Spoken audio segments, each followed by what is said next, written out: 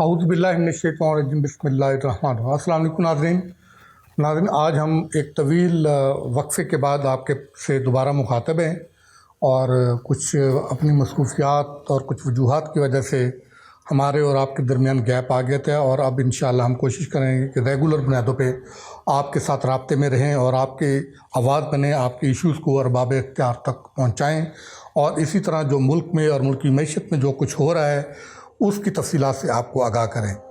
आज हम आपसे बातचीत करेंगे कि वो इस वक्त IMF के साथ जो पाकिस्तान का प्रोग्राम है वो क्यों ताख़ीर का शिकार है, उसकी असल वजूहात क्या हैं वो, और दूसरा फिर फेडरल बोर्ड ऑफ रेवेन्यू की जो पॉलिसियाँ हैं वो किस हद तक कारगर हैं, ताजरों के साथ जो है वो FBR के जो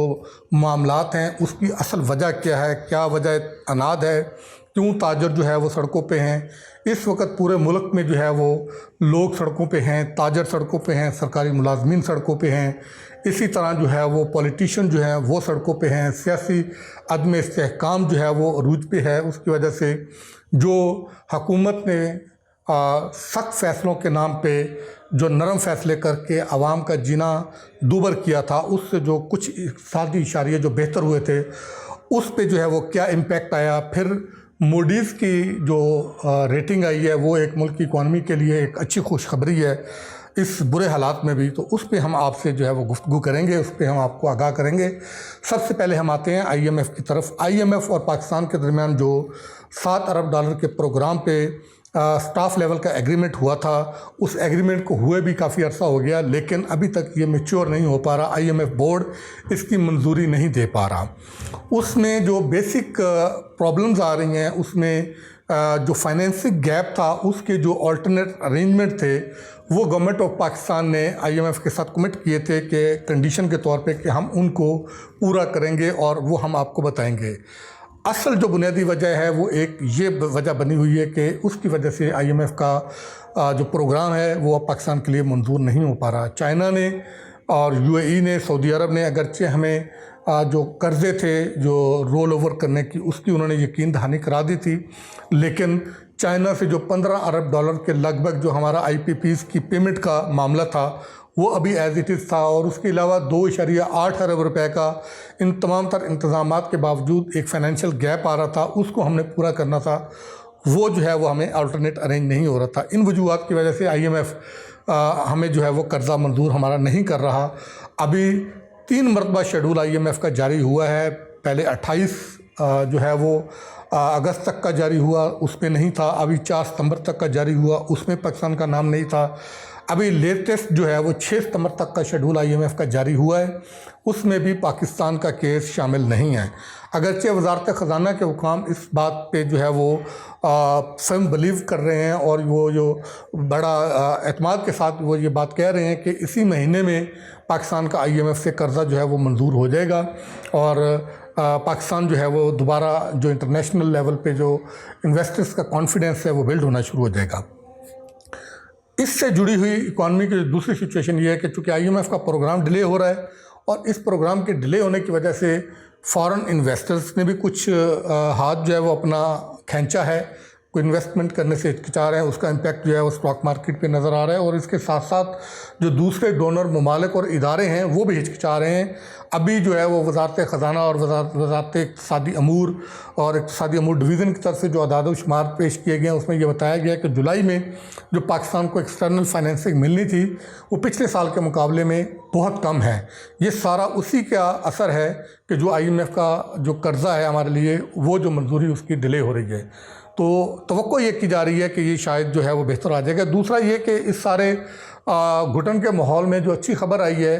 वो ये आई है कि मूडीज़ जो है वो इंटरनेशनल क्रेडिट रेटिंग एजेंसी, उसने पाकिस्तान की जो क्रेडिट रेटिंग है उसमें एक दर्जा बेहतरी कर दी है। और मूडीज़ का ये कहना है कि पाकिस्तान ने जो इक़्तिसादी इस्लाहात की हैं और जो इक़दामात उठाए हैं उसके नतीजे में कुछ इक़्तिसादी इशारे बेहतर हुए हैं और पाकिस्तान का जो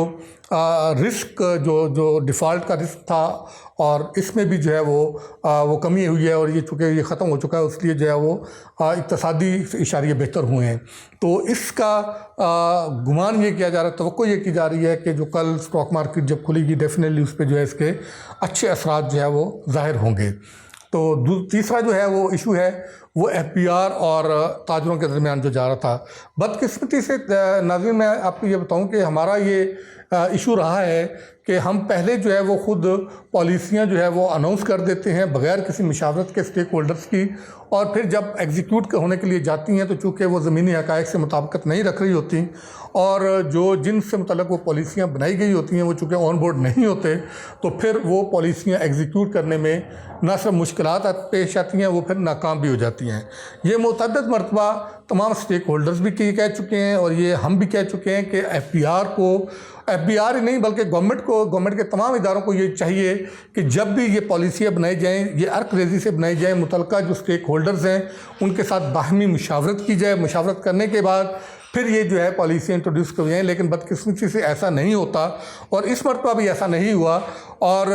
एक जैसे ज़िम्मेदार जो है वो अपने मुजारे समझता है, इसी तरह ये इदारे जो है वो इन स्टेक होल्डर्स को अपने मुजारे समझते हैं और इन पे पॉलिसियाँ जो है वो थोपने की कोशिश की जाती हैं। और जब पॉलिसियाँ थोपने की कोशिश की जाती हैं, फिर जब इसका स्ट्रॉन्ग रिएक्शन आता है तो फिर ये बैकफुट पे चले जाते हैं। और सेम पोजीशन इस केस में भी आई है कि ताजरों को जो है वो टैक्स नेट में लाने के लिए उन्होंने बातचीत तो की और कहा कि जी हम इनसे मुशावरत करेंगे, स्टेक होल्डर्स को ऑन बोर्ड लेंगे, लेकिन बदकिस्मती से ऐसा नहीं हो सका। फिर नतीजा वही निकला कि ताजर दोस्त स्कीम के नाम पे जो है वो ताजरों को टैक्स नेट में लाने के लिए मुल्क के 42 शहरों में जो है वो ये स्कीम लॉन्च कर दी गई और 58,000 लोगों को जो है वो रजिस्टर किया गया और उसके बाद उनको जो है वो नोटिस जारी करना शुरू किए और 60,000 रुपये जो है वो फ़ी ताजर के हिसाब से कराची में जो है वो टैक्स कलेक्शन के नोटिस जारी हुए। उसके बाद जो है फिर ये मामला बिगड़ना शुरू हुआ। फिर इस मामले में ताजरों के जो बड़े दो धड़े हैं जो पहले आपस में इख्तलाफात का शिकार थे, तो वो इस मामले पे एक हो गए और उन सब ने एक होकर शटर डाउन जो है वो हड़ताल की कॉल दी। लेकिन इस शटर डाउन हड़ताल की कॉल को भी जो है वो हुकूमती हल्कों ने संजीदा नहीं लिया और लिप सर्विस करते रहे, लेकिन उनको इंगेज नहीं किया कि उनके साथ मुज़ाकरात किए जाएँ और मुज़ाकरात करके बजाय इसके कि अदम इस्तेहकाम की सूरत हाल को जो है वो बढ़ावा दे के फिर जब हालात पॉइंट ऑफ नो रिटर्न पे जाने लगे तो फिर आप उनके साथ बैठें और उनकी जो है वो बातें जो फिर वो नहीं भी मनाना चाह रहे होते, जो जिन पे वो पहले एग्री होते हैं, तो फिर उन पे भी आप जो है वो पीछे हट जाते हैं, फिर वो भी बातें उनकी माननी पड़ती हैं। तो इस मरतबा भी ऐसा ही हो रहा है कि अब लोग ताजरों ने जो है वो शटर डाउन हड़ताल की हुई है और ये कामयाब हड़ताल रही है। तो अब हुकूमत के हाथ पाँव फुले हुए हैं और अब हुकूमत ये कह रही है कि हम मुज़ाकरात करेंगे। और मज़े की बात यह है कि जो ताजर दो साहब स्कीम के तहत जो टैक्स लगाया गया था और जिसके साथ टैक्स वसूल करना था, अब गवर्नमेंट जो है वो उस एसआरओ को अमेंड करने के लिए भी तैयार हो गई है और उसका अमेंडेड ड्राफ्ट भी तैयार कर लिया है। लेकिन अब ताजर इस पे बातचीत करने को तैयार नहीं हो रहे हैं। लेकिन अभी अच्छी बात ये आई है कि अब ताजरों ने कहा है कि हमारा कोई ज़िद नहीं है कि हमने कोई हुकूमत से लड़ाई ही करनी है, तो हमारे जायज़ मुतालबात हुकूमत मान ले तो हम जो है वो ये हड़ताल अपनी ख़त्म कर देंगे और हुकूमत एसआरओ जारी कर दे तरमीमी, तो हम ये ख़त्म कर देंगे। और चौथा जो अहम इशू है वो ये है कि इस वक्त यूटिलिटी स्टोर्स कॉरपोरेशन के मुलाजमीन भी सड़कों पर हैं, उन पर जो है वो लाठीचार्ज भी हुआ है। काफ़ी उन्होंने डी चौक पे जाने की कोशिश की है, एक्सप्रेस वे पे उन्होंने धरना दिया हुआ है, वो भी काफ़ी अरसे से जो है वो चीखो पुकार कर रहे हैं, लेकिन उनकी बात कोई नहीं सुन रहा था। बिल आखिर उनको फिर अपना हक लेने के लिए, अपनी बात सुनाने के लिए, अपनी बात अरबाब इख्तियार तक पहुंचाने के लिए बाहर निकलना पड़ा और एहतजाज का रास्ता इख्तियार करना पड़ा। तो हुकूमत को मामलात को पहले ही जो है वो मुज़ाकरात के ज़रिए हल कर लेना चाहिए। और देखें जो यूटिलिटी स्टोर का मामला है, ये ऐसा लगता है कि शायद हुकूमत के अंदर कुछ लोग ऐसे हैं कि जो हुकूमत को जानबूझकर इस दलदल की तरफ जो है वो धकेल रहे हैं। अभी चंद दिन पहले जो है वो काबीना की इक़्तिसादी राब्ता कमेटी ने वज़ीर-ए-आज़म इमदादी रिलीफ पैकेज की मंजूरी दी है और उसको जारी रखने की मंजूरी दी है कि 2024-25 का इमदादी पैकेज जो है वो यूटिलिटी स्टोर्स के ज़रिए मुस्तहक़ीन को सस्ते दामों अशिया ज़रूरिया की फ़राहमी जो है वो जारी रखी जाएगी।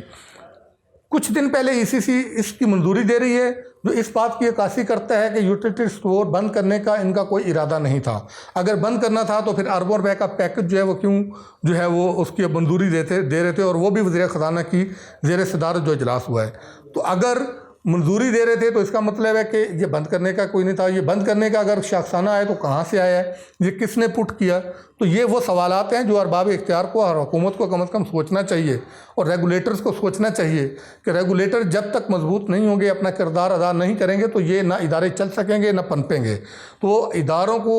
यकदम बंद करने की बजाय गवर्नमेंट को चाहिए। और दूसरी तरफ लोग भर्ती कर रहे हैं, ऑल्टरनेट सोल्यूशन बहुत ज़्यादा होते हैं। हुकूमत नए लोग भर्ती करने की बजाय अगर ये लोग जो सरप्लस थे इनको उधर जो है वो खपा देती तो शायद तब भी ये नौबत ना आती, आप यूटिलिटी स्टोर को बंद भी कर देते और आप जो है वो उनके मुलाजमीन को भी फारिग ना करते। यही हाल जो है वो PWD के मुलाजमीन का है। तो नाज़रीन, अब ये सूरत हाल क्या रुख इख्तियार करती है ये कल तक जो है वो पता चल जाएगा कि, लेकिन हुकूमत जो है वो किसी तौर पे इस बात के मुतहम्मल नहीं हो सकती कि पॉलिटिकल इंस्टेबिलिटी जो है वो और पॉलिटिकल और इकोनॉमिक जो है वो इंसर्जेंसी जो है वो बढ़े। अगर ये बढ़ेगी तो ये हुकूमत के लिए जो है वो ख़तरा होगा और हुकूमत को अपना खुद वजूद बरकरार रखना मुश्किल हो जाएगा, क्योंकि फिर आवाम का जो पहले ही मुश्किलात का शिकार है और आवाम बिखरी हुई है, अगर वो बाहर निकल आई तो फिर हुकूमत के लिए जो है वो कंट्रोल करना मुश्किल हो जाएगा। फिर हुकूमत का बोरिया बिस्तर गोल करने के लिए ये आवाम उस वक्त तक पीछे नहीं हटेगी जब तक जो है ये सिस्टम जो है वो ढील नहीं हो जाता। तो लिहाजा अरबाब इख्तियार को जो है होश के नाखन लेके और एक दानिशमंदी के साथ जो है वो आगे बढ़ना चाहिए।